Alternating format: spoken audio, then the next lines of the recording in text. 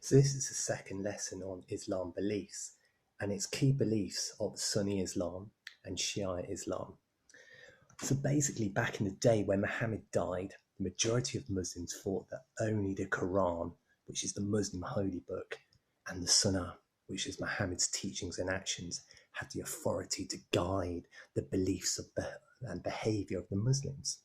They elected Abu Bakr to be their leader, who was a caliph, which derives from the word Khalifa, which is like a steward, somebody who looks after. It's not the boss, but just looks after. For example, many Muslims and Christians would argue that we are caliphs of the world, nothing but stewards. We don't own it. Anyway, I digress.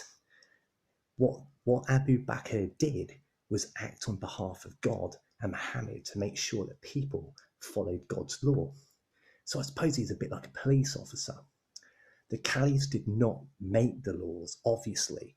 They enforced them and they made sure that the community were actually following them and doing them. This group of Muslims came to be called the Sunnis, that followed basically the laws purely of the Quran, which were upheld by the caliphs, and the first one being Abu Bakr. However, after Muhammad's death, as I say, Islam splintered, and we've got our Sunni Muslims following the Quran, but we've also got our Shi'a Muslims. Now, there was another group who, as I say, called the Shi'a, and this other group of Muslims believed that Muhammad had named his cousin Ali. You like it, Muhammad Ali? A float like a butterfly, a sting like a bee. Well, it's a way of remembering Ali as a successor. So Shi'a Muslims thought, yeah, we follow Ali. Yeah, he's the man. Ali was one of the earliest converts to Islam and was married to Muhammad's daughter, Fatima.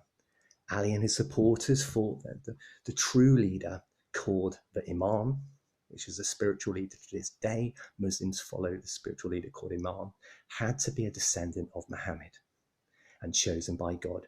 Each subsequent Imam would identify the next one before he died.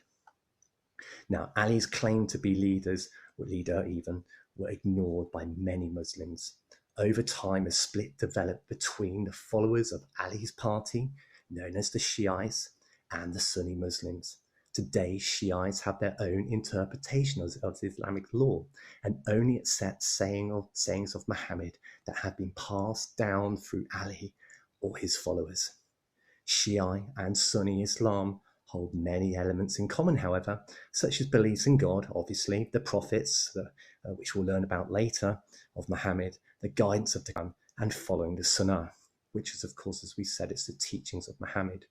They only differ in interpretations of certain aspects of belief and law, and the emphasis they put on expressing key beliefs, as they will see below, as you can see just here. So, the key beliefs of Sunni and Shia Islam are the 6 articles of faith. They are: there is only one God, and that's Allah, of course. There are angels which communicate the message of God to humans, such as Angel Jibril, or Gabriel as we call him in Christianity. The Quran, meaning recitation, or recitation I should say.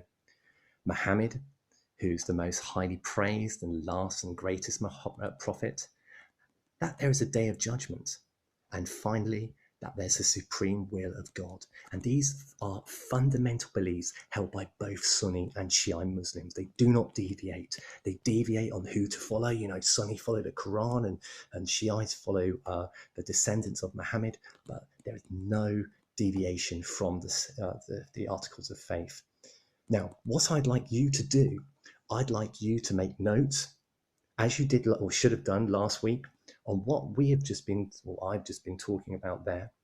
I'd like you to copy the key terms on the document that I've put on Show My Homework for this week. I'd like you to have a go at the activities. I'd also like you to condense the 6 articles of faith and the 5 roots of faith. Okay, then take a photo of it, email it to me. And my email is on Show My Homework. Good luck, guys.